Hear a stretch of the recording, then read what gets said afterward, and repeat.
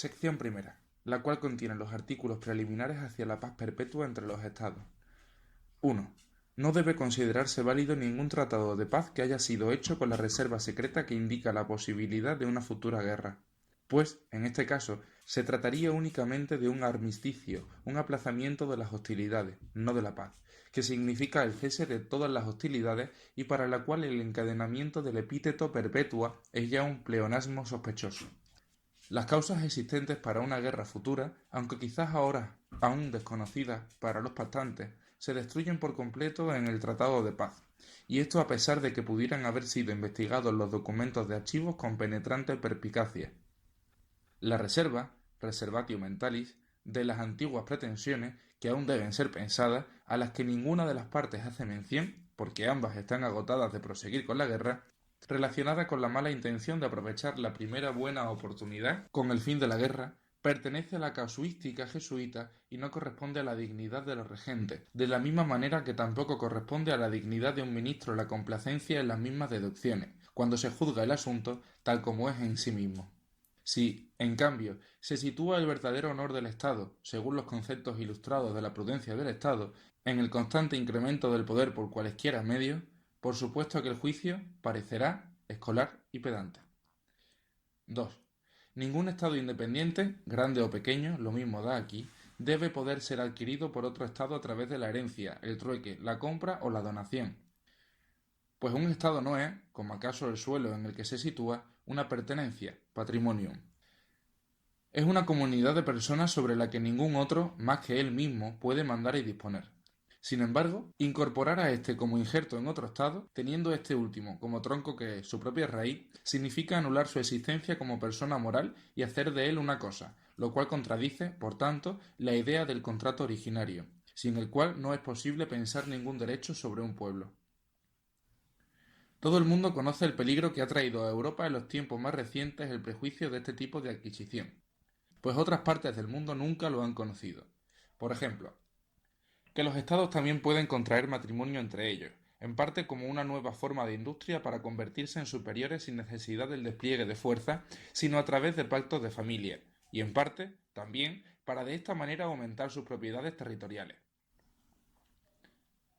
También se debe contar con la cesión de tropas de un estado a otro contra un enemigo no común, pues en este caso los súbditos no utilizados y malgastados arbitrariamente como si fueran instrumentos manipulables.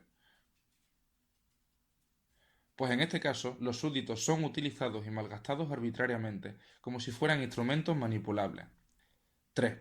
Los ejércitos permanentes, miles perpetus, deben desaparecer totalmente con el tiempo, pues amenazan constantemente a otros estados con la guerra, con su disposición a aparecer siempre armados con este fin.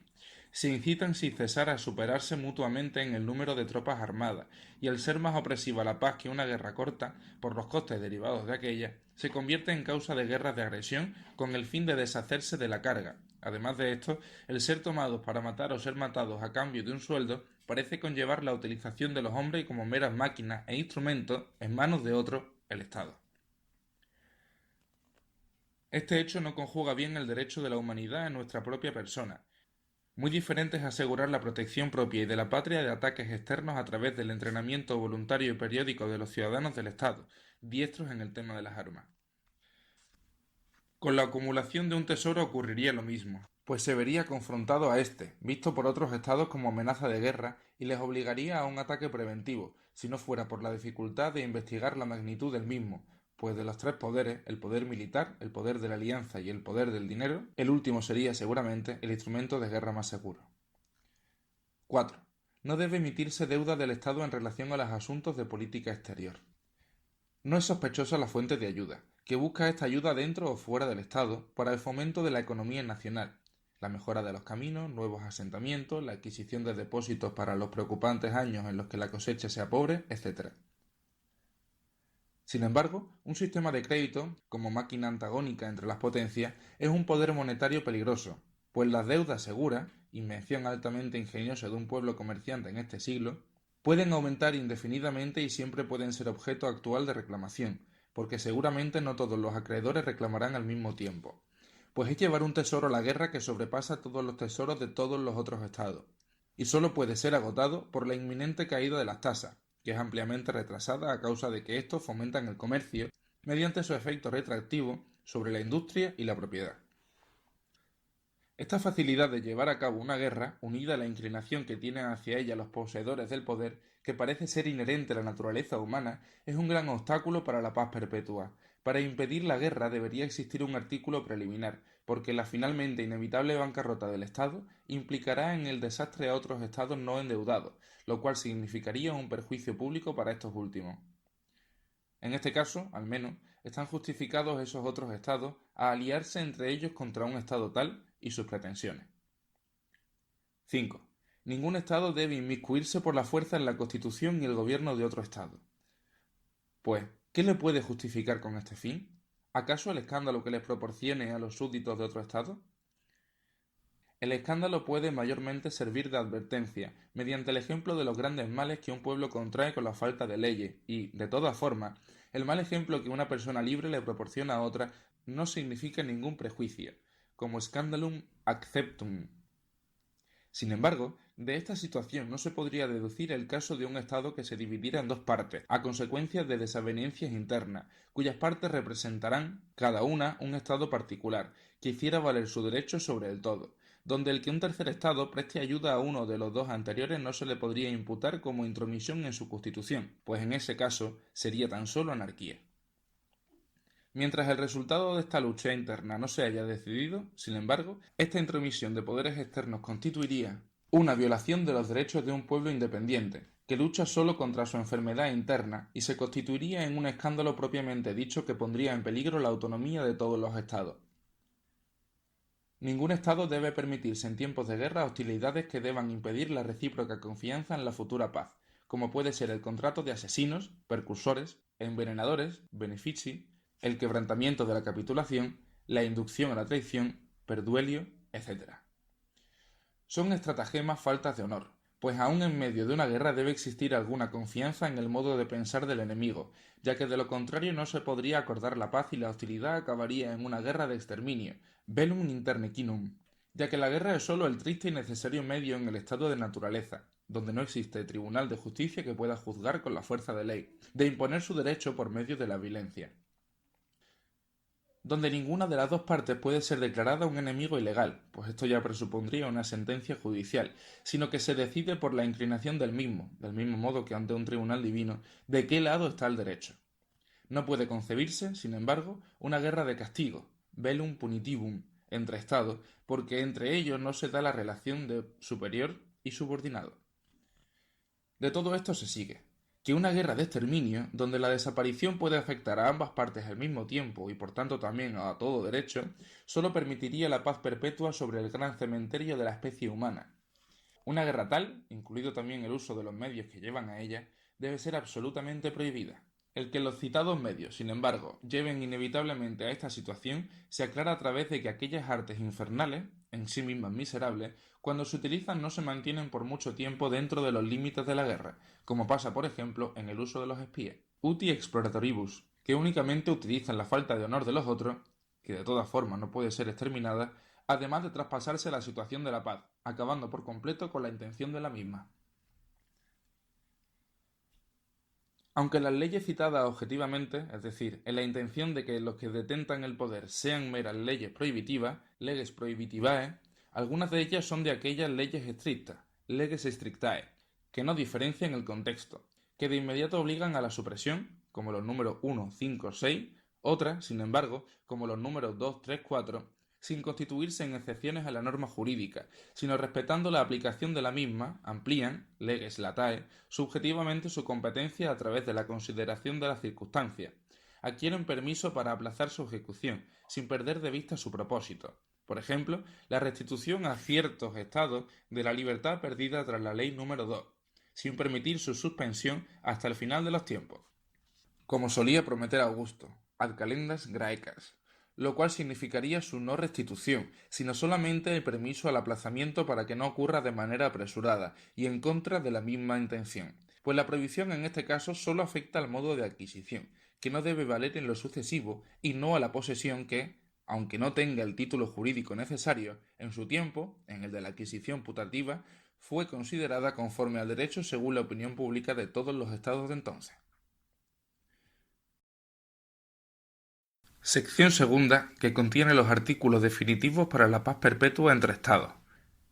El estado de paz entre hombres que viven juntos no es un estado natural, status naturalis, sino más bien un estado de guerra, es decir, a pesar de no comprender siempre un estallido de las hostilidades, sí es la continua amenaza de las mismas. El estado de paz debe ser instaurado, pues la omisión de las hostilidades no significa aún garantía de seguridad, y sin proporcionar esta a un vecino al otro, lo cual solo puede suceder en un contexto legal, puede el uno tratar al otro, a quien le haya exigido esta seguridad, como enemigo. Primer artículo definitivo hacia la paz perpetua. La Constitución civil en cada Estado debe ser republicana. La Constitución republicana es aquella constituida, primero, según los principios de la libertad de los miembros de una comunidad, en cuanto a personas. Segundo, según los fundamentos de la dependencia de todos de una única legislación común, en cuanto a súbditos. Y tercero, de conformidad con la ley de la igualdad de la misma, en cuanto a ciudadanos. Es la única que surge de la idea del contrato originario sobre el que todas las normas jurídicas deben fundarse. Es, pues, ella misma, por lo que respecta al derecho, la que subyace a todos los tipos de constitución civil, y así solo resta la pregunta de si también es la única que puede llevar a la paz perpetua. La Constitución republicana, además de tener la pureza de su origen, de haber surgido de la fuente pura del concepto del derecho, tiene aún la perspectiva de la consecuencia deseada, es decir, de la paz perpetua, cuya razón es la siguiente. Si, como no puede ser de otra forma en esta Constitución, se requiere el asentimiento de los ciudadanos para decidir si se debe llevar a cabo la guerra o no, no hay nada más natural que, ya que deben decidir todos los tormentos de la guerra que recaerán sobre ellos, como son combatir ellos mismos, hacerse cargo de los costes de la guerra con su propio patrimonio, reconstruir miserablemente la desolación que deja la guerra tras de sí y, por último, y para colmo de los males, hacerse cargo de las deudas que agrían la paz misma y que nunca acabarán, por guerras próximas y siempre nuevas, se piensa mucho si comenzar un juego tan tremendo. Por el contrario, en una constitución donde el súbdito no es ciudadano, es decir, en una constitución que no es republicana, la guerra es la cosa más sencilla del mundo, porque el jefe del Estado no es un miembro del Estado, sino su propietario, y la guerra no le hace perder lo más mínimo en sus banquetes, cacerías, palacios de recreo, fiestas palaciegas, etc. Decidiendo así ir a la guerra como una especie de juego sin causas significativas y dejando con indiferencia, a razón del decoro, su justificación al cuerpo diplomático, siempre listo para estos menesteres. Para no confundir la Constitución republicana, como sucede normalmente, con la Constitución democrática, se debe insistir en lo siguiente. Las formas de un Estado, chivitas, pueden ser clasificadas por la diferencia entre las personas que poseen el poder supremo del Estado o por la forma de gobierno del pueblo que ejerce su soberano. Sea este quien sea, a la primera se la llama en realidad forma de la soberanía, forma imperii, y sólo tres formas son posibles: aquella donde una sola persona posee el poder gobernante, o bien algunas personas vinculadas entre sí, o bien todas las que constituyen la sociedad civil en su conjunto. Autocracia, aristocracia y democracia, poder del príncipe, poder de la nobleza y poder del pueblo. La segunda es la forma del gobierno, forma regiminis, y concierne al modo basado en la Constitución, el acto de la voluntad general por la que la masa se convierte en pueblo, por el que el Estado hace uso de la plenitud de su poder, y es, en relación con esto último, o bien republicana o bien despótica. El republicanismo es el principio de Estado de la separación del poder ejecutivo, del gobierno, del legislativo. El despotismo es el arbitrario cumplimiento del Estado de las leyes que él mismo ha proporcionado, junto a una voluntad pública tomada por el regente como su voluntad privada.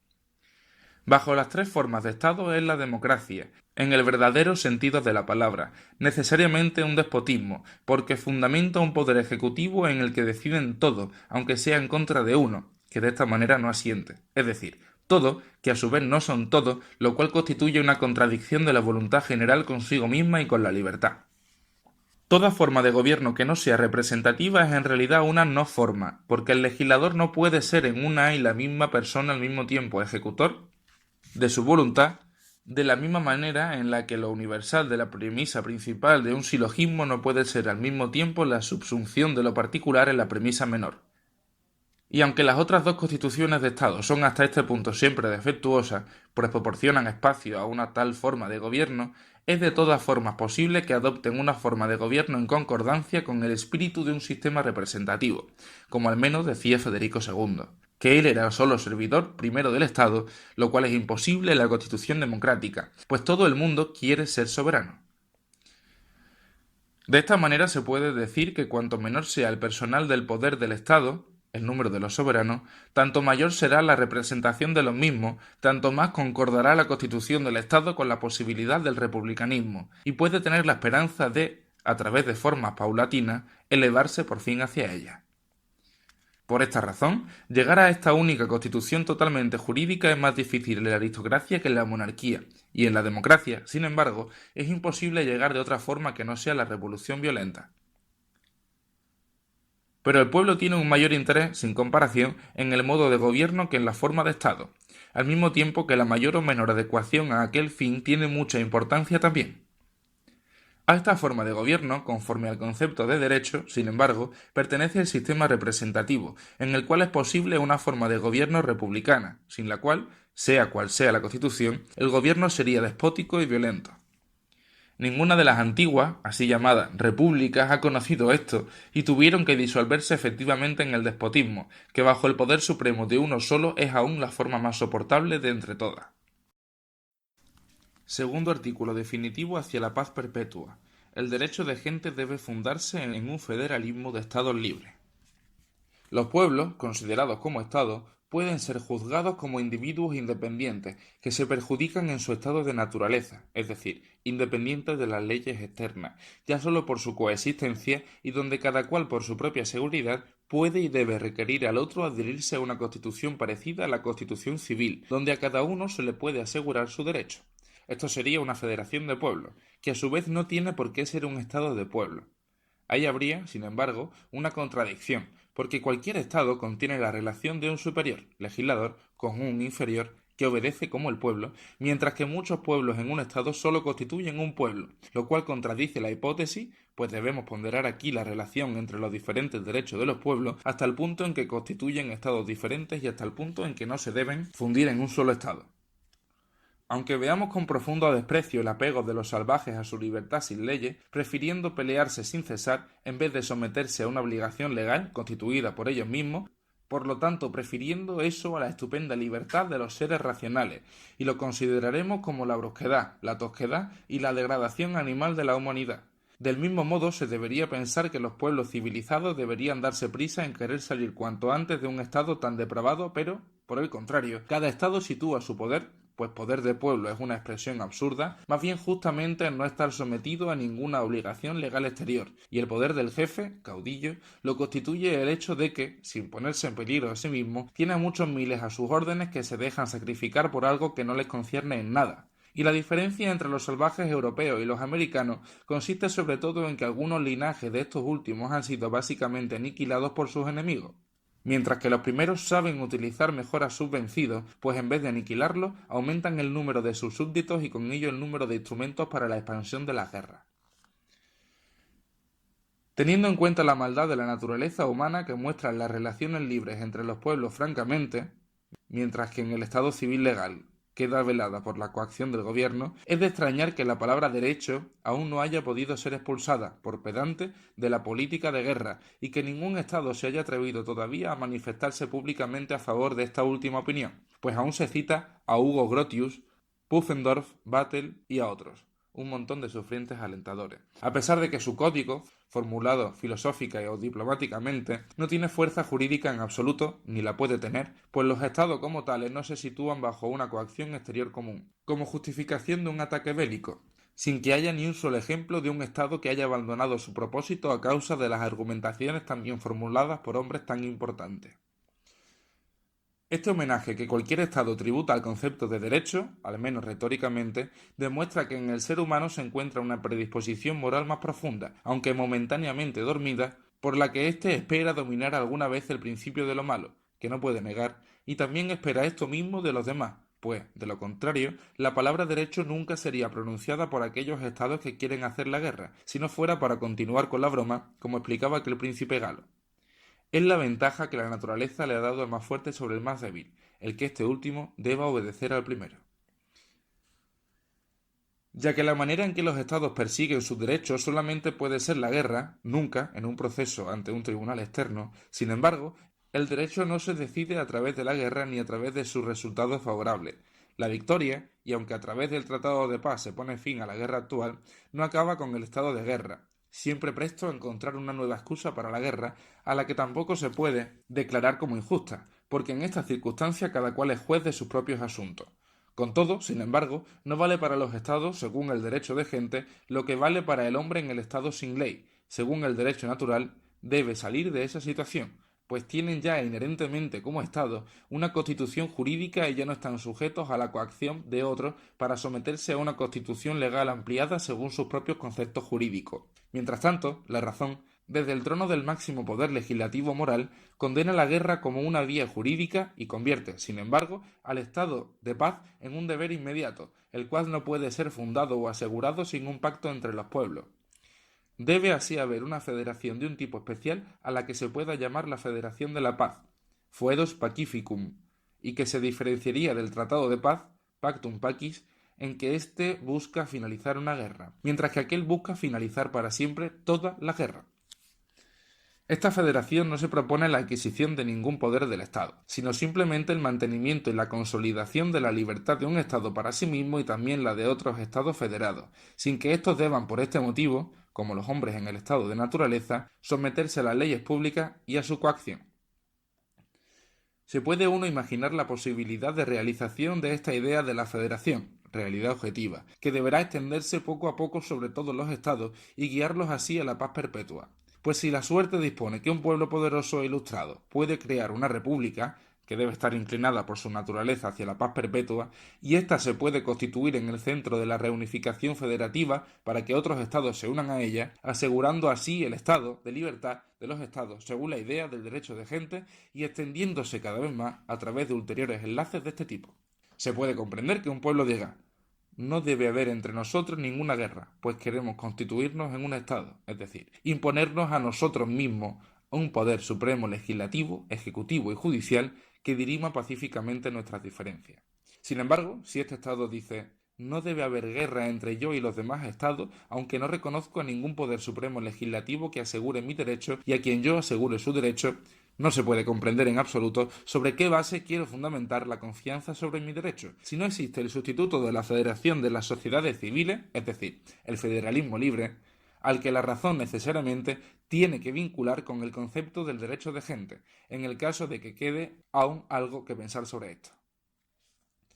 En relación al derecho de gente, como un derecho para la guerra, no se puede en realidad pensar nada, porque se supone que debe ser un derecho que no determina la libertad de cada cual a través de leyes exteriores, limitativas, universalmente válidas, sino que determina lo que es el derecho según máximas unilaterales del poder, sino que se debería entender lo siguiente, que a los seres humanos, así intencionados, les ocurre lo correcto cuando se aniquilan entre ellos y encuentran la paz perpetua,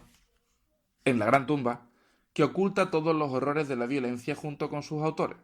Para los estados con relaciones entre ellos no puede haber otra manera, según la razón, de salir de la situación sin ley, en exceso bélica, que, de la misma manera que los seres humanos individuales, entregando su libertad salvaje, sin ley, consisten con leyes públicas coactivas y construyendo, por supuesto siempre en modo creciente, un estado de pueblo, civitas gentium, que finalmente abarcaría a todos los pueblos de la tierra.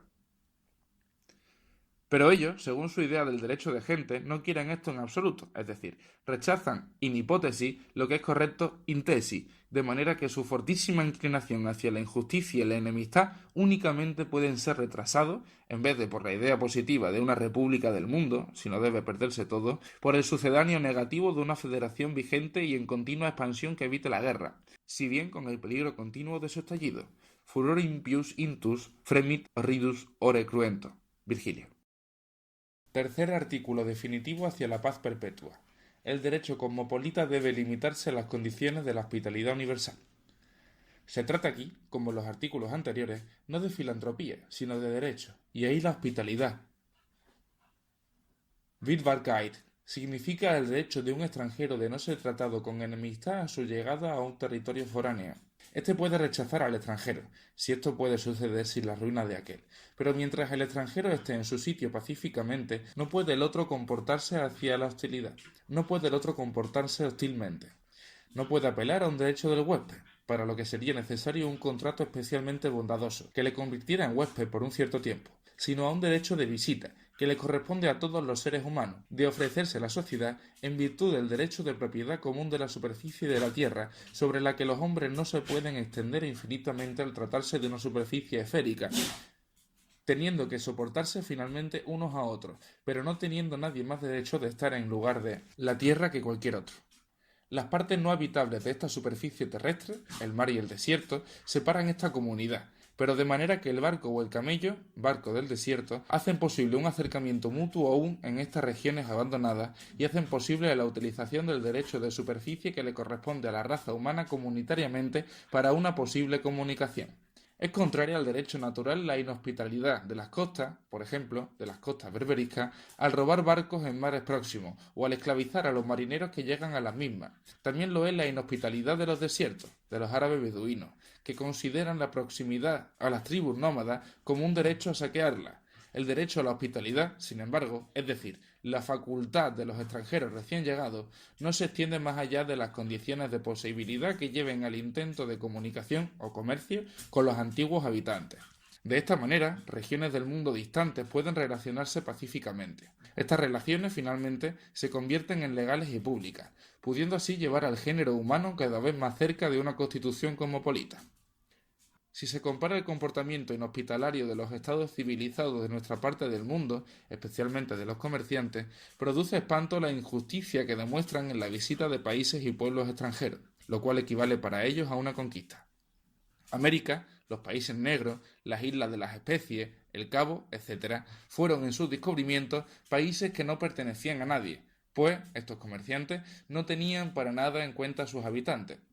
Llevaron a las Indias Orientales, Indostán, tropas extranjeras bajo la mera excusa del establecimiento de sucursales comerciales, introduciendo, sin embargo, la represión de los nativos, la incitación a los diferentes estados de llevar a cabo guerras extendidas, el hambre, la rebelión, la infidelidad y como sea que siga la letanía de todos los males que afligen al género humano. China y Japón, Nippon, quienes habían traído con huéspedes tales, han permitido sabiamente el acceso, pero no la entrada, de los mismos, y lo primero solo a un único pueblo europeo, a los holandeses, a los que sin embargo excluyen de la comunidad de los nativos como a prisioneros.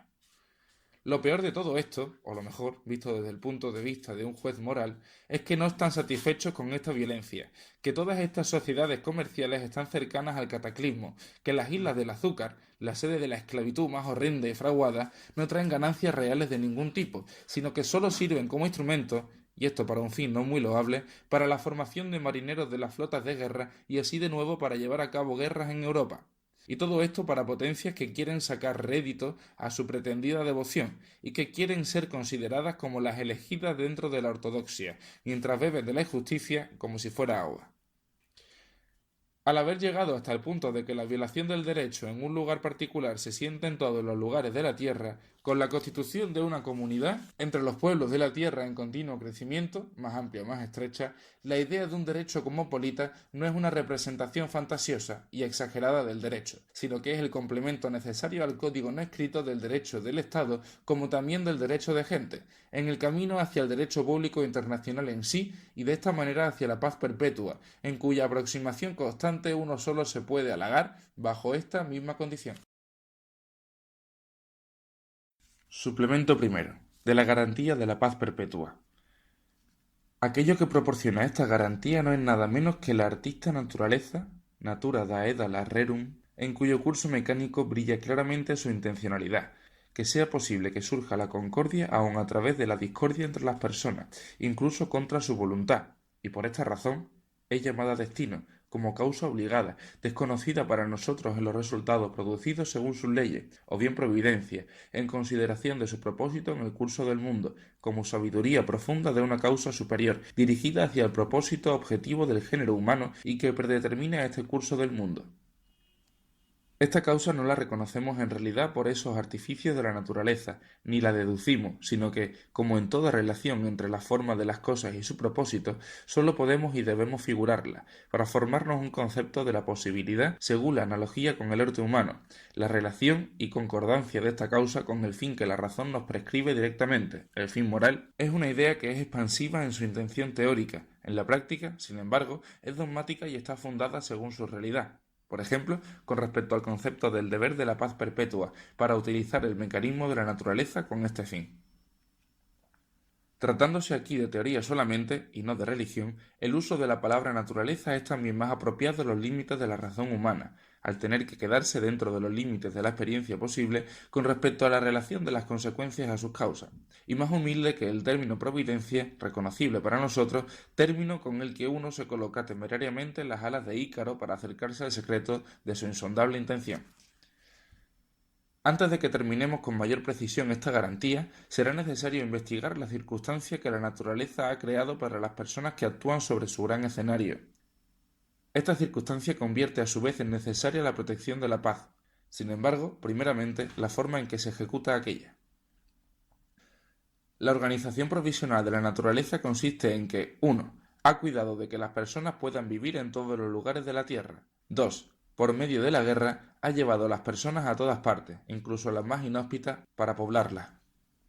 3. También por medio de la guerra, las ha llevado a tener que situarse bajo condiciones más o menos legales. Es admirable que los desiertos helados en el océano glacial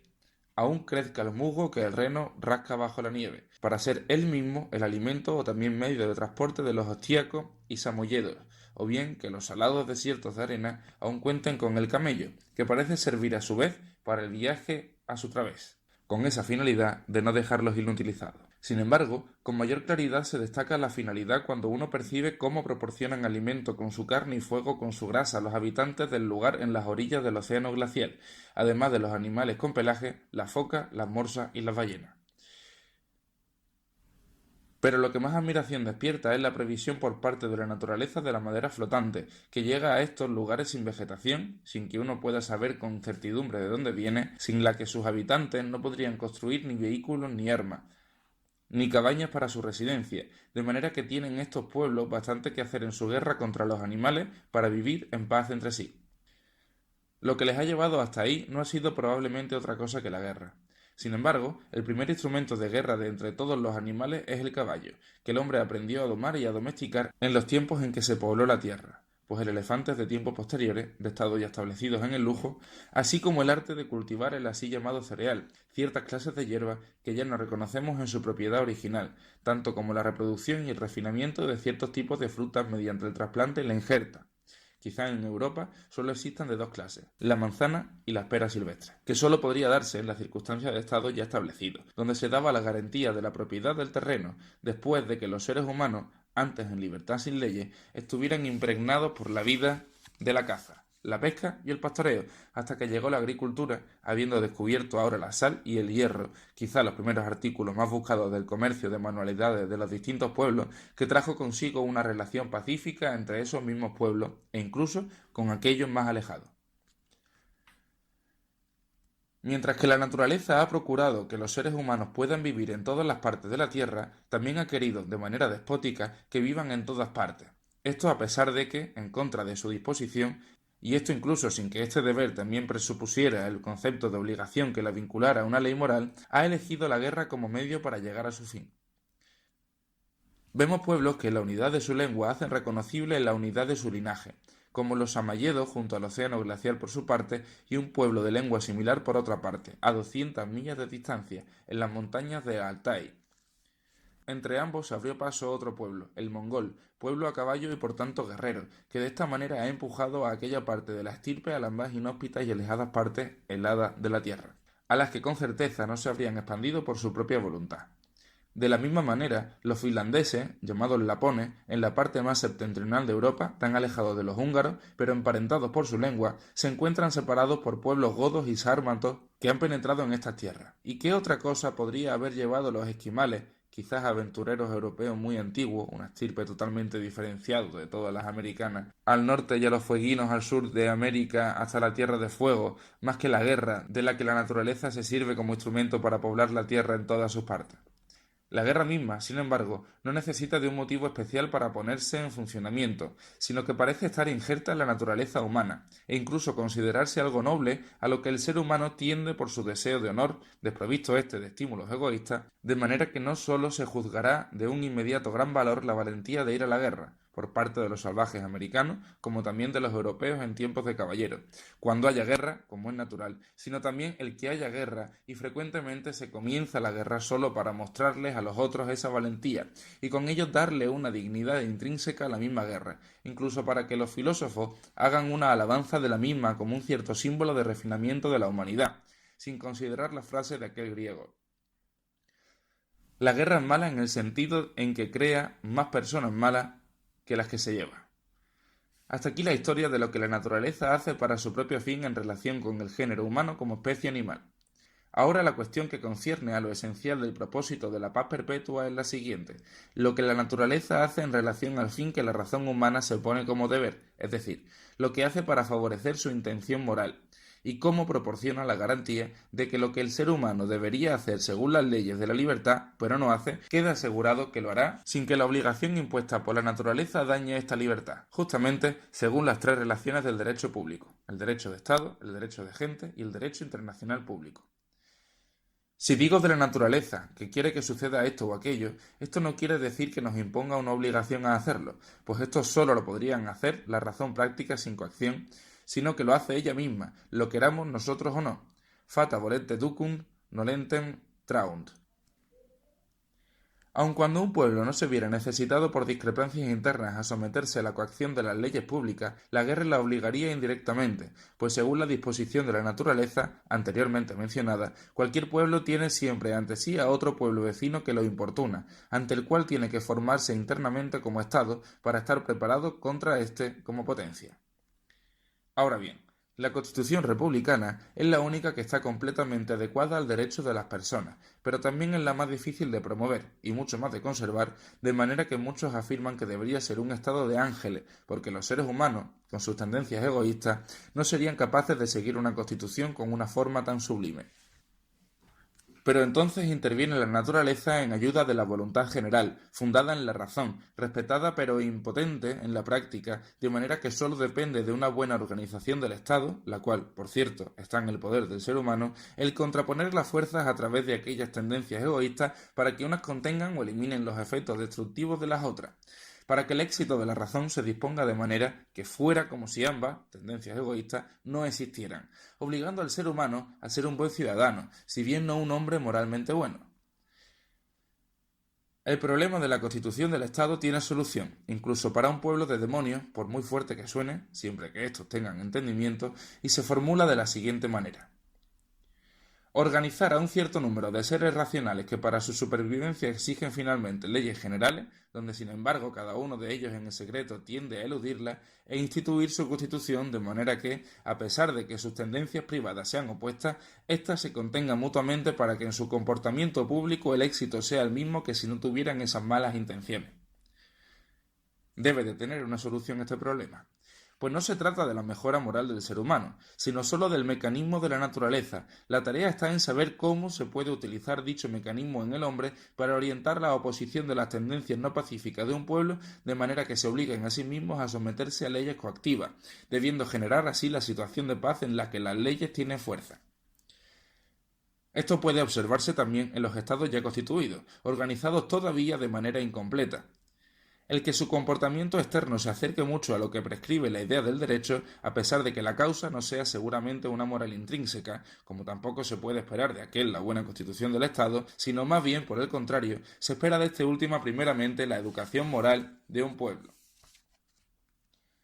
Por tanto, la razón misma puede utilizar el mecanismo de la naturaleza por medio de las tendencias egoístas, que naturalmente también se contraponen en el exterior, como instrumento para hacerle espacio a su propia finalidad, la obligación jurídica, y con esto, para fomentar y garantizar la paz interna tanto como la externa, en cuanto depende enteramente del propio Estado. Esto quiere decir, por tanto, la naturaleza quiere de manera irresistible que el derecho conserve en último término la soberanía. Lo que se descuida ahora sucederá finalmente de todas formas, aunque con mucha mayor incomodidad. Si se flexiona demasiado el tubo, se rompe, y quien quiere demasiado no quiere nada. Bouterbeck. La idea del derecho de gentes presupone la separación entre muchos estados vecinos independientes unos de otros, y a pesar de que esta circunstancia significa de por sí una circunstancia de guerra, en el caso de que una unión federativa de los mismos no evite el estallido de las hostilidades, sin embargo, es mejor esta, según la idea de la razón, que la identificación a la fuerza de todos los estados por medio de un poder que se erigiera por encima de ellos y que se convirtiera en una monarquía universal, porque las leyes pierden cada vez más eficacia con la creciente extensión del gobierno, y porque un despotismo desalmado cae finalmente en anarquía después de haber extinguido los gérmenes del bien. Al mismo tiempo, es esta la demanda de cualquier Estado, o de su soberano, situarse de esta manera en un estado de paz permanente para dominar posiblemente al mundo entero, pero la naturaleza quiere otra cosa distinta. Se sirve de dos medios para evitar la mezcla entre los pueblos y para separarlos, la diferencia de las lenguas y de las religiones, las cuales llevan en sí mismas la tendencia al odio mutuo y la excusa para la guerra. Sin embargo, con el arraigo de la cultura y el paulatino acercamiento de las personas en una mayor sintonía de sus principios, éstas llevan al acuerdo en la paz, que se propone y se garantiza no como en el despotismo, en el cementerio de la libertad, por medio del debilitamiento de todas las fuerzas, sino mediante el equilibrio en la más viva rivalidad. De la misma manera en que la naturaleza separa con sabiduría los pueblos que la voluntad de cualquier Estado quiere unificar por medio de la astucia o la violencia, incluso según los fundamentos del derecho de gente, así, por otra parte, la naturaleza también une a los pueblos a los que el concepto del derecho de gente no hubiera protegido contra la violencia y la guerra, a causa del mutuo aprovechamiento. Es el espíritu comercial el que no puede convivir con la guerra, y el que más tarde o más temprano se apodera de cualquier pueblo.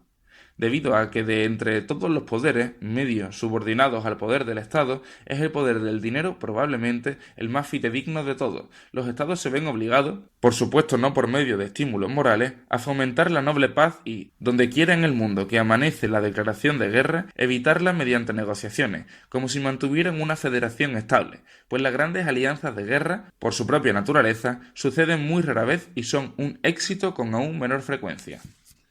De este modo, la naturaleza garantiza la paz perpetua por sí misma mediante el mecanismo de los instintos humanos. Por supuesto, esa seguridad no es suficiente para predecir el futuro de la misma, teóricamente, pero sí basta en sentido práctico y convierte en un deber el trabajo con esta finalidad, no solo quimérico. Suplemento segundo. Artículo secreto para la paz perpetua. Un artículo secreto en las negociaciones del derecho público es objetivamente, es decir, según su contenido, una contradicción, pero subjetivamente, juzgando el carácter de la persona que lo dicta, puede muy bien tener lugar un secreto, el que la persona no encuentre conveniente para su dignidad manifestarse públicamente como autor del mismo. El único artículo de este tipo está contenido en la siguiente proposición. Las máximas de los filósofos sobre las condiciones de posibilidad de la paz pública deben ser consideradas como un consejo por los estados armados para la guerra. No parece, sin embargo, estar a la altura de la autoridad legisladora de un Estado al que hay que atribuir naturalmente la mayor sabiduría, la búsqueda de enseñanzas sobre los fundamentos de su comportamiento respecto a otros Estados en sus súbditos, los filósofos.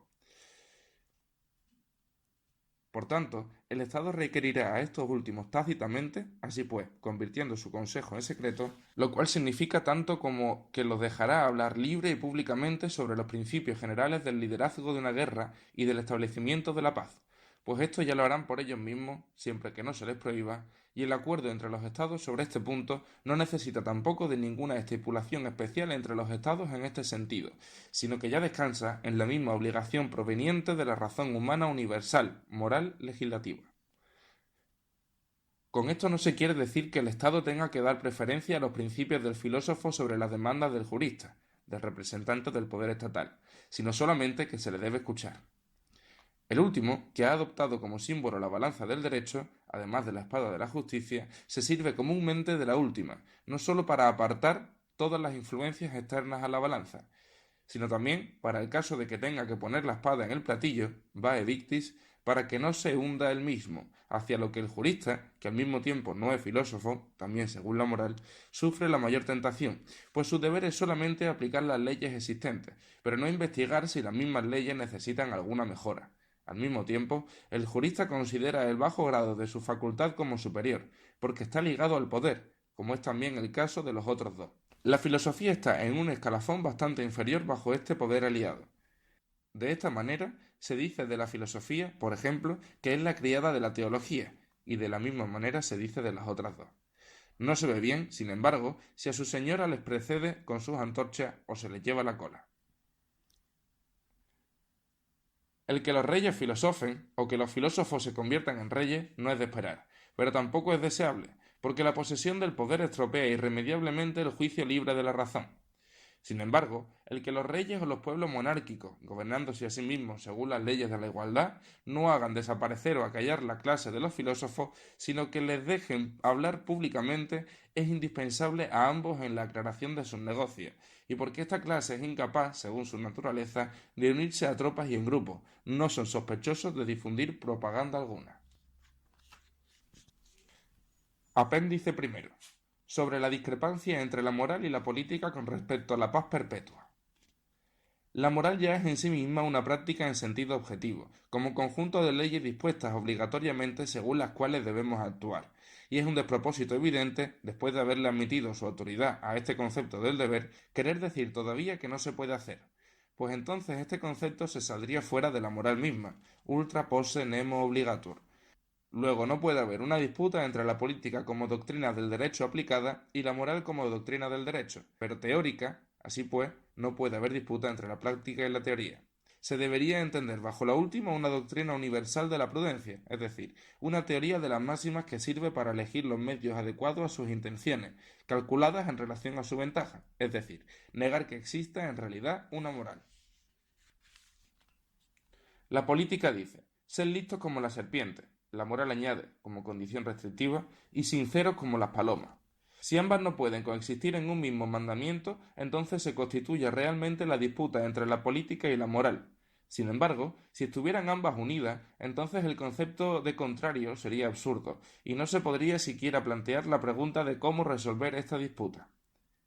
Esto a pesar de que la proposición «la honradez es la mejor política» contiene con mucha frecuencia la teoría que la práctica contradice. Lamentablemente, de manera que la proposición, igualmente teórica, «la honradez es mejor que toda política» es infinitamente inobjetable, pues es condición ineludible de la última. El dios protector de los límites de la moral no cede ante Júpiter, el dios protector de los límites del poder, pues éste se sitúa aún bajo el mandato del destino, es decir, la razón no está lo suficientemente iluminada como para desatender la serie de causas prefijadas que permiten anticipar con seguridad, siguiendo el mecanismo de la naturaleza, el éxito o la fatalidad que acaece por medio de las acciones y las omisiones de los humanos.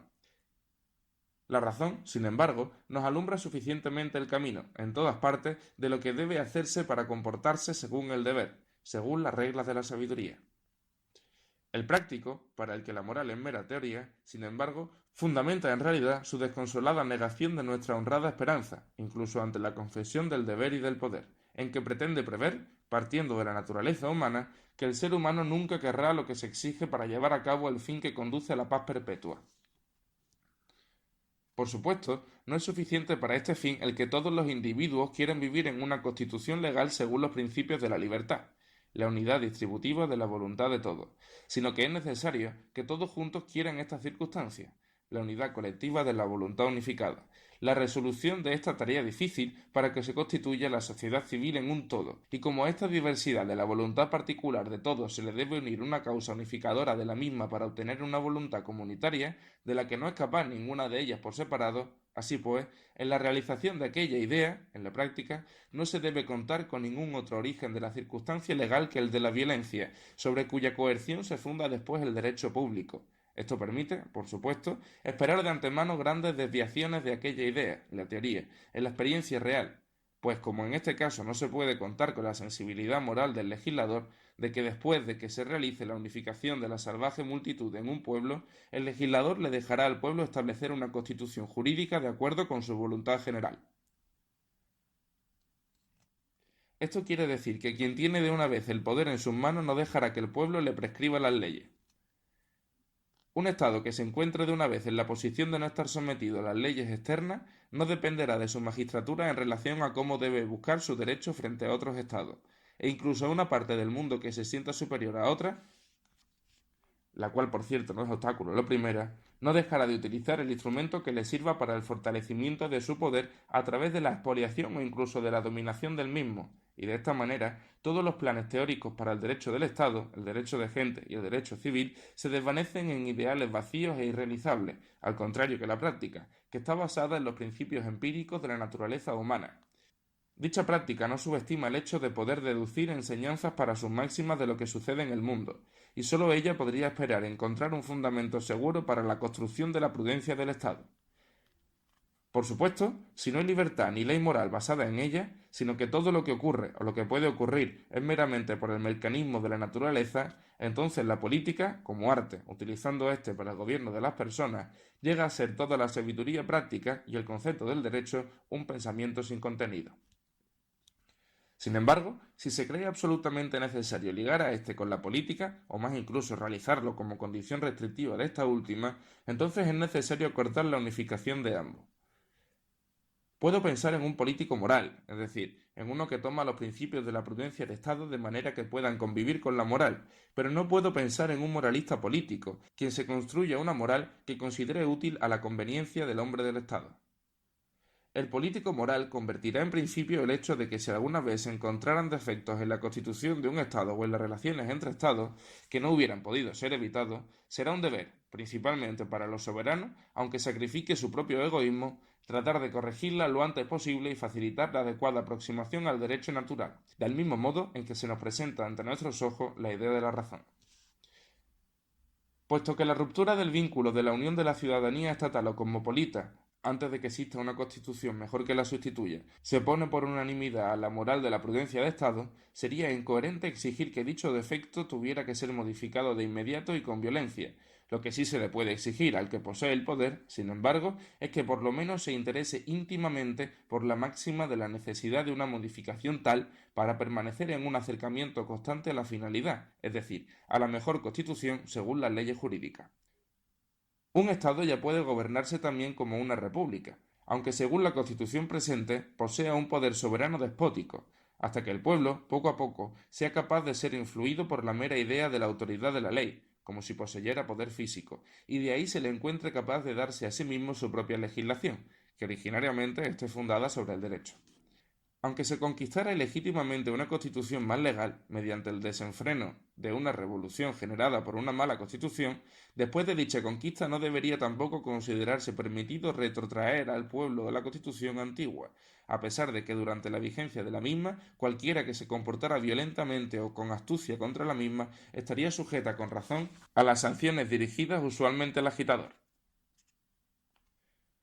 En lo que concierne a las relaciones exteriores de los Estados, no se le puede exigir a un Estado que abandone su Constitución, que es, sin embargo, la más fuerte en la relación a enemigos externos, aunque sea despótica, mientras corre el peligro de ser inmediatamente engullido por otros Estados. Además, con este propósito, debe estar permitido el retraso de la ejecución de las reformas hasta que se dé una mejor ocasión.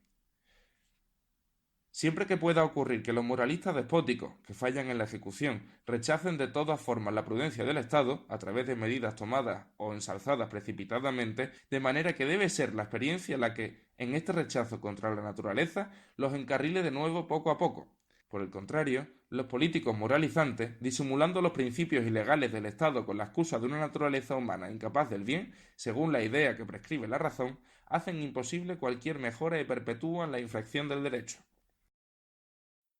En vez de dedicarse a la práctica, la cual elogian los hombres de Estado prudentes, tratan las prácticas, con las que sólo tienen que estar atentos de halagar a los gobernantes, para no perder su ventaja particular, abandonado al pueblo y probablemente a todo el mundo, según el estilo de los verdaderos juristas, artesanos, no legisladores, cuando se encaraman a la política. Pues como no es un negocio raciocinar sobre la legislación misma, sino ejecutar los preceptos actuales del derecho territorial, cualquier constitución jurídica vigente debe ser la mejor y también lo es la que la sigue cuando es modificada, pues todo funciona según un orden mecánico prescrito. Pero si esta destreza de adecuarse a cualquier situación inspira la ilusión de poder juzgar también los principios de una constitución del Estado en general según los conceptos del derecho, además a priori no empírico, si alardean de conocer a personas, lo cual por supuesto es de esperar, pues interactúan con muchas, sin conocer sin embargo a la persona y lo que puede llegar a ser, para lo que es necesaria una posición superior en la observación antropológica, se equipan, sin embargo, con estos conceptos dirigiéndose al derecho del Estado o al derecho de gente, como lo percibe la razón. Así pues, no pueden dar este paso si no es con el alma de la triquiñuela, al seguir aplicando su procedimiento acostumbrado, el del mecanismo de leyes coactivas despóticamente dadas, donde los conceptos de la razón quieren saber fundamentada la coacción legal en los principios de la libertad, a través de los cuales es primariamente posible una constitución del Estado estable conforme a la idea del derecho. El presunto práctico cree poder resolver esta tarea, dejando de lado aquella idea y utilizando la experiencia empírica de las constituciones de Estado hasta ahora más duraderas, organizadas en su mayor parte, sin embargo, ilegalmente. Las máximas de las que se sirve para esto, aunque no expresadas en alto, acaban más o menos en las siguientes máximas sofistas. Fac et excusa. Aprovecha la ocasión favorable para la toma de posesión absoluta, ya sea de un derecho del Estado sobre su pueblo o ya sea sobre otro pueblo vecino. La justificación se ejecutará y la violencia se disimulará mucho más fácil y suavemente tras el hecho, sobre todo en el primer caso, donde el poder supremo intrínseco también es la autoridad legisladora a la que hay que obedecer sin raciocinar sobre la misma, que si se quisiera reflexionar antes en base a argumentos convincentes y se quisiera esperar después los contraargumentos. Esta misma impertinencia da una cierta apariencia de convencimiento interno acerca de la legitimidad del hecho y el dios bonus eventus es después el mejor abogado. Si fecisti nega. Niega lo que tú mismo has cometido, por ejemplo, conducir a tu pueblo a la desesperación, que a su vez lleva a la revolución, sea tu culpa, afirma, por el contrario, que es la culpa de la obstinación de los súbditos, o afirma también que tu dominación de un pueblo vecino es la culpa de la naturaleza del ser humano, quien, cuando no se anticipa al otro con violencia, puede contar con seguridad con que el otro se le adelantará y se adueñará de él. Divide et impera. Esto es, si en tu pueblo existen ciertos jefes privilegiados, quienes únicamente te han elegido como su jefe, primus inter partes, desúnelos entre ellos y enemístalos con el pueblo. Auxilia entonces a este último bajo pretexto de una mayor libertad, de manera que todo dependa de tu voluntad incondicional. O bien, si se trata de estados extranjeros, la cólera de la discordia entre ellos es un instrumento bastante seguro para someterlos a ti uno detrás del otro bajo la apariencia de la asistencia al más débil.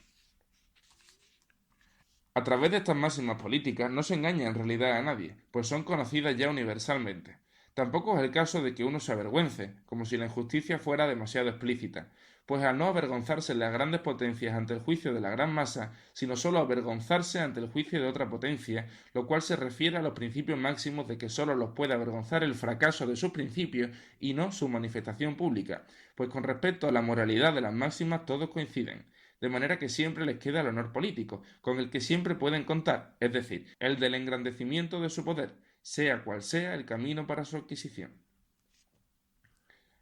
De todos estos serpenteos de una doctrina de la prudencia inmoral, establecer el estado de paz entre los hombres que están en la fase de guerra del estado de naturaleza aclara al menos lo siguiente: que las personas no pueden evadirse del concepto de derecho ni en sus relaciones privadas ni en sus relaciones públicas, y que no se atreven a fundamentar públicamente la política únicamente sobre las habilidades de la prudencia, negando además que su obediencia al concepto de derecho público, que se muestra en el concepto del derecho de gente,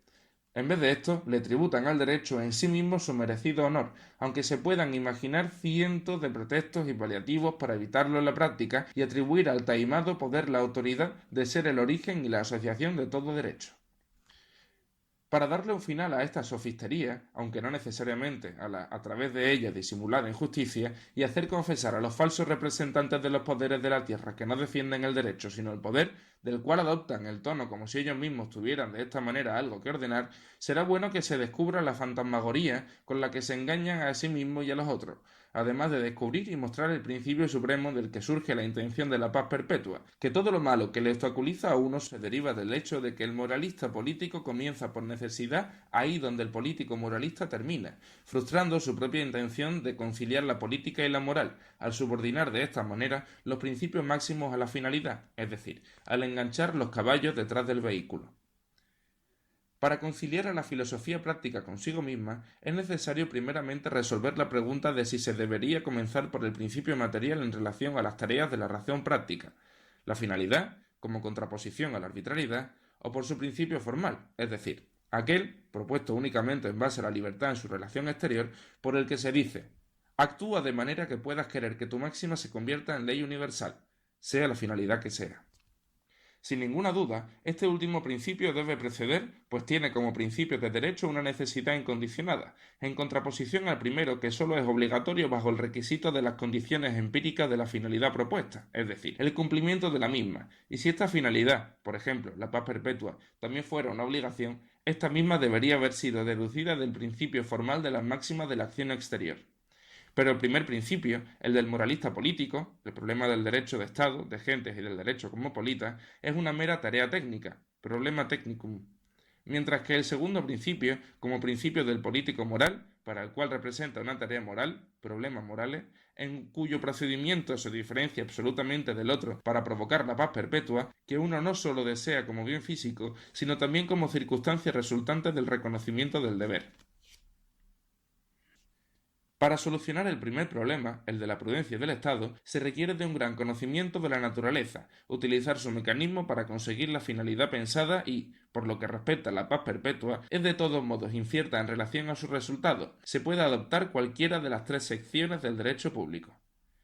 Es incierto el que se pueda mantener al pueblo en la subordinación y al mismo tiempo en el florecimiento, interno y a largo plazo, a través de la severidad o por medio de la vanidad, o bien a través de la autoridad suprema de uno solo, o a través de la unión de varios jefes, o incluso a través del mero cohecho, o por la autoridad popular.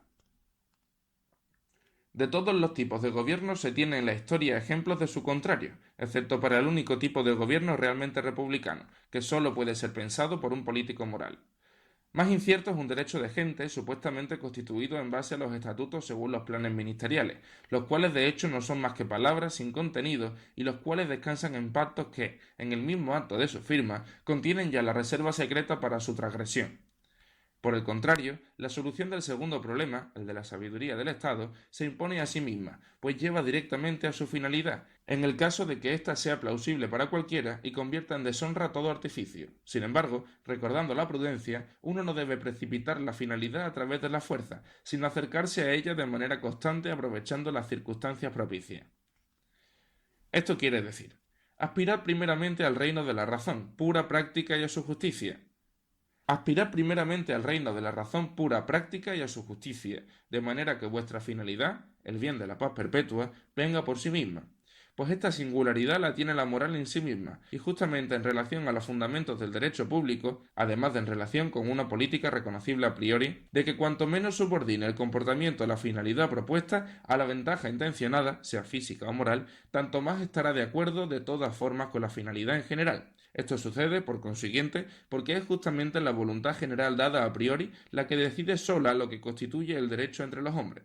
en un pueblo o en la relación de distintos pueblos entre sí.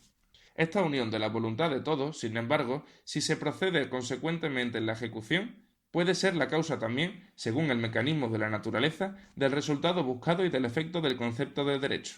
Un fundamento de la política moral es, por ejemplo, que en un pueblo converja en un Estado únicamente por medio de los conceptos del derecho a la libertad y a la igualdad, y este principio no está fundamentado en la prudencia, sino en el deber. No merecen ser escuchados, por el contrario, los moralistas políticos por mucho que raciocinen sobre un mecanismo de la naturaleza de una masa humana que entra en sociedad, la cual debilitaría aquellos fundamentos y frustraría su intención, o tampoco aquellos que buscan demostrar su afirmación, por el contrario, a través de ejemplos de constituciones mal organizadas de los nuevos y viejos tiempos, por ejemplo, de la democracia sin sistema de representación. Principalmente no deben ser escuchados, al ser probablemente una teoría tan perjudicial en sí misma la causa del mal que augura, Según esta teoría, el hombre forma parte del mismo grupo en el que están el resto de las máquinas vivientes, quedándole a éste la compañía de la conciencia de que los hombres no son seres libres para convertirlos en su propio juicio en los seres más desdichados del mundo. La proposición algo rimbombante que se ha vuelto proverbial en su uso es, sin embargo, verdadera. Fiat justitia pereat mundus, lo cual significa en castellano, que reine la justicia y perezcan también todos los granujas del mundo. Es un principio del derecho valiente, que ataja todos los caminos designados como torcidos por la malicia o por la violencia. No hay que malentenderlo y entenderlo como la autorización a utilizar su propio derecho particular con la máxima severidad, que sería antagónico al deber ético, sino que se debe entender como la obligación de los que detentan el poder de no negar o minimizar a nadie por enemistad o compasión su derecho en relación a otro. Para esto se necesita primariamente una constitución interna del Estado constituida según los principios puros del derecho, pero también es necesaria una constitución que sirva para la unión de estos mismos con otros estados vecinos o más alejados, con el fin de una conciliación legal de sus conflictos, igual para cualquier Estado. Esta proposición no quiere decir más que lo siguiente.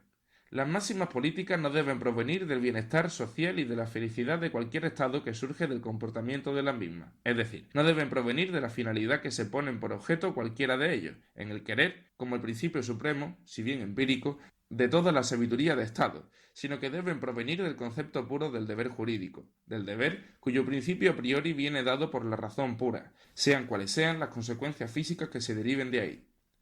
El mundo de ningún modo se hundirá porque haya menos hombres malos. El mal moral tiene la propiedad, inseparable de su naturaleza, de contradecirse y se destruye a sí mismo en sus intenciones, principalmente en relación con otros que piensan igual, y la de dar lugar al principio moral del bien, aunque sea por medio de un lento progreso.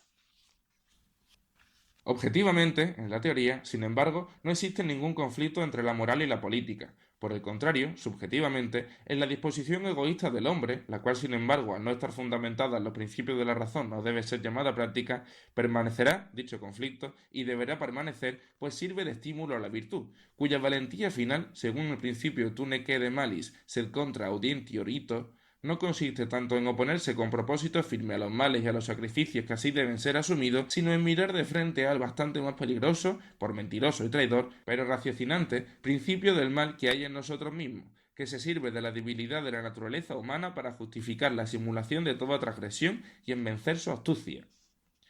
De hecho, el moralista político no puede decir lo siguiente: el gobernante y el pueblo, o un pueblo y otro pueblo, no cometen injusticia uno contra otro, cuando luchan uno contra otro violenta o arteramente. Quizá cometan injusticia, en realidad, cuando no respetan el concepto del derecho que podría fundamentar él mismo la paz en perpetuidad.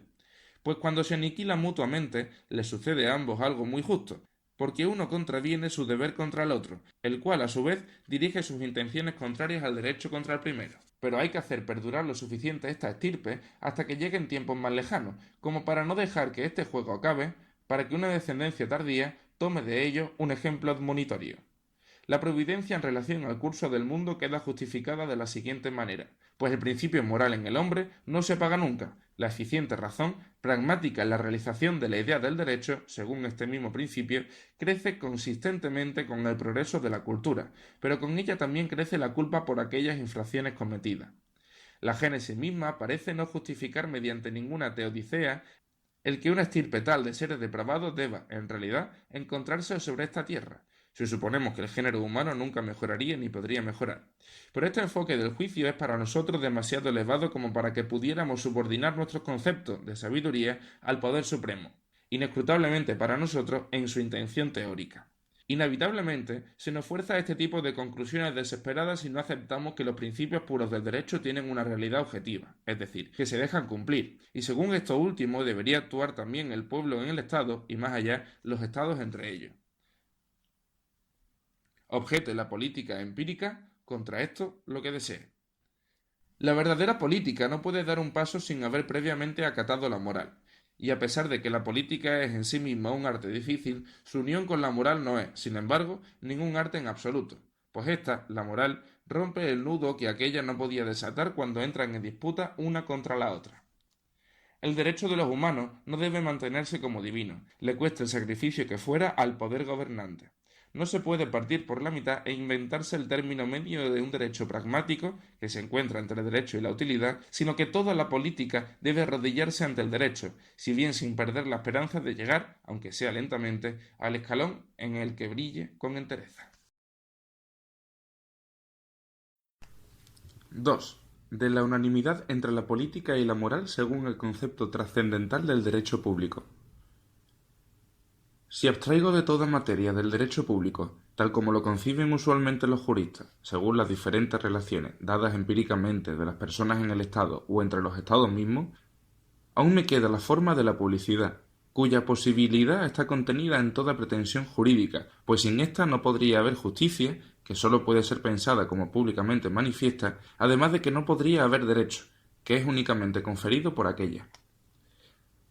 Toda pretensión jurídica debe tener esta capacidad de publicidad y dado que es fácil juzgar si tiene en un caso dado, es decir, si se deja asociar o no a los principios de la gente, puede entonces proporcionar un criterio fácil de utilizar, que se encuentra a priori en la razón. Para reconocer en último caso la falsedad y legalidad de la pretensión jurídica, pretensio iuris, en cierto modo a través de un experimento de la razón pura. Tras esta abstracción de todo lo empírico que contiene el concepto del derecho de Estado y del derecho de gente, semejante a la maldad de la naturaleza humana, que hace obligatorio el deber, se puede denominar la proposición siguiente como la fórmula trascendental del derecho público.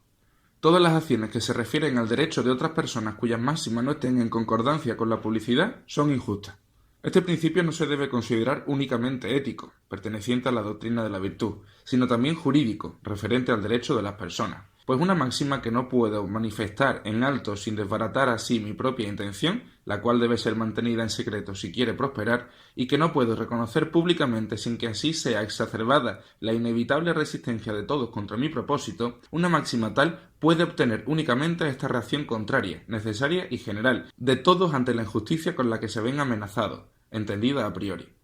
Más allá, es una máxima meramente negativa, es decir, solo sirve para reconocer lo que no es justo con respecto a los otros. Es igual que un axioma indemostrablemente cierto, y, además, de fácil aplicación, como se puede ver en los siguientes ejemplos del derecho público. 1.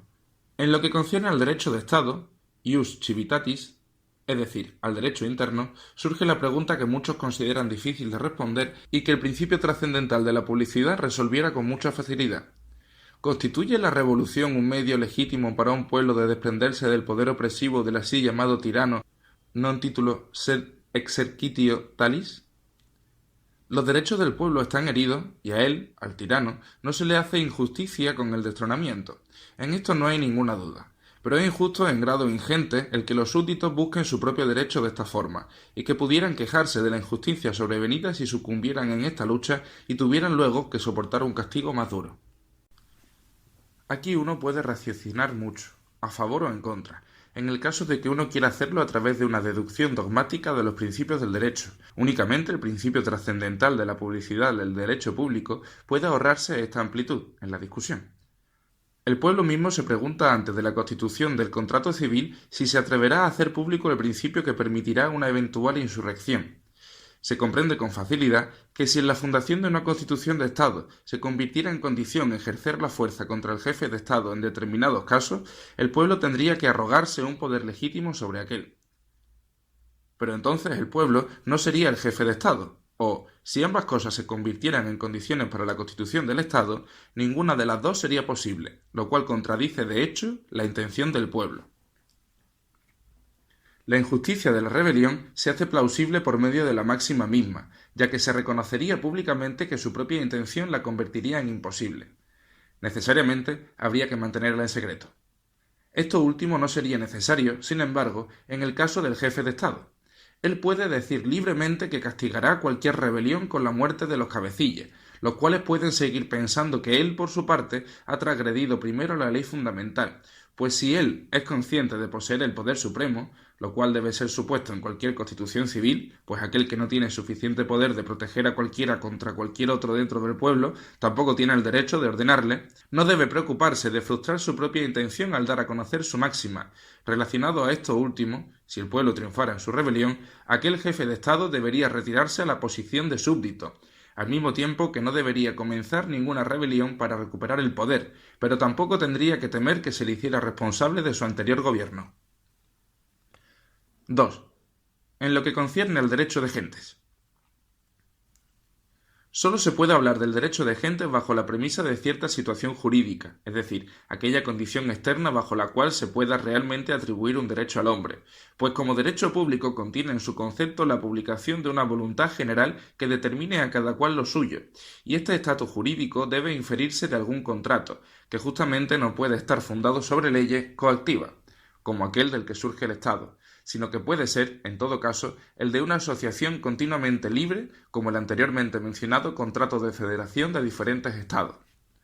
Pues sin un régimen jurídico cualquiera, que vincule activamente a las diferentes personas, físicas o morales, en el estado natural no puede haber más que un derecho privado.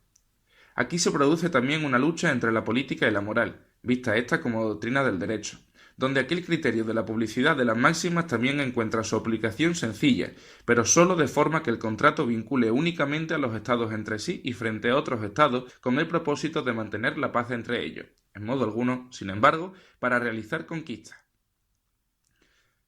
Se presentan entonces los casos siguientes de la antinomia entre la política y la moral, a la que se conecta a su vez la solución de los mismos. A. Si uno de estos estados le ha prometido algo a otro, sea ayuda, separación de ciertos territorios o subsidios y similares, uno se pregunta si, en el caso de que la salvación del estado esté en juego, se puede liberar de la obligación de cumplir con su palabra a través de ese recurso de quererse considerado como doble persona, primero como soberano, pues éste no es responsable ante nadie de su estado, pero también como mero funcionario supremo del Estado, que debe rendir cuentas al Estado, pues el resultado final de esto es que lo que le ha vinculado jurídicamente en calidad de soberano le absuelve como funcionario del Estado. Pero si un Estado o su jefe hiciera pública esta máxima, naturalmente cualquiera huiría del mismo o se uniría a otros para resistirse a su insolencia, lo cual demuestra que la política, con toda su astucia, imposibilita por este camino, el de la apertura, su propia finalidad, y por lo tanto debe ser injusta esa máxima. B. Cuando un poder vecino, que haya aumentado su poder de manera tremenda, potencia tremenda, ocasiona preocupación, se puede suponer que querrá también subyugar, porque puede, y ¿proporciona esto acaso un derecho a los poderes más pequeños a un ataque conjunto al mismo, incluso sin ofensa previa? Un Estado que quisiera comunicar afirmativamente su máxima sólo provocaría el mal más certera y rápidamente, pues el poder mayor se adelantaría al menor, y en lo que concierne a la unión de los últimos, se trata únicamente de un leve obstáculo para aquel que sabe utilizar el divide e impera. Esta máxima de la prudencia del Estado, explicada públicamente, desbarata necesariamente su propia intención, y es, por consiguiente, injusta. C. Si un Estado más pequeño, por su situación, rompe la relación con uno más grande que le es necesario para su conservación, ¿no está éste justificado a someter al otro y a anexionárselo? Se ve fácilmente que el más grande no debe manifestar con antelación una máxima tal, pues o bien los estados más pequeños se unirían con anterioridad, o bien otros estados poderosos lucharían por este botín. Por lo tanto, la finalidad sería inviable por su publicidad, una señal de que es injusta, además de que también lo puede ser en un alto grado, pues el que el objeto de la injusticia sea pequeño no impide que la injusticia infringida sea muy grande. 3. En lo que concierne al derecho internacional público, lo omito aquí sin decir nada, porque las máximas del mismo, por la analogía con el derecho de gente, son fáciles de declarar y de valorar. Con el principio de la incompatibilidad entre las máximas del derecho de gentes y la publicidad, tenemos una buena muestra del desacuerdo entre la política y la moral como doctrina del derecho.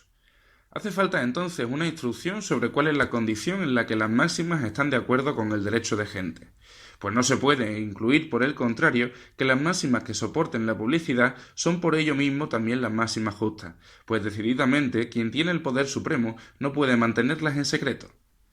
La condición de posibilidad del derecho de gentes en sí es que exista previamente un contexto jurídico, pues sin este no hay ningún derecho público, sino que todo derecho que pueda ser pensado en el estado natural, aparte de aquel, es meramente un derecho privado.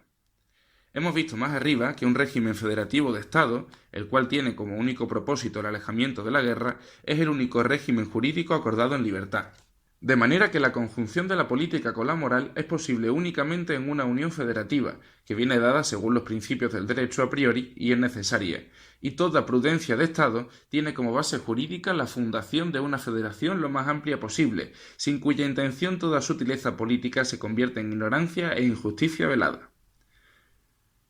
Esta política tiene su casuística incluso a pesar de la existencia de la mejor escuela jesuítica, la reservatio mentalis, la redacción de contratos públicos con expresiones tales que puedan ser interpretadas, en ocasiones, interesadamente como uno quiera, por ejemplo, la diferencia entre el statu quo de fe y de droit.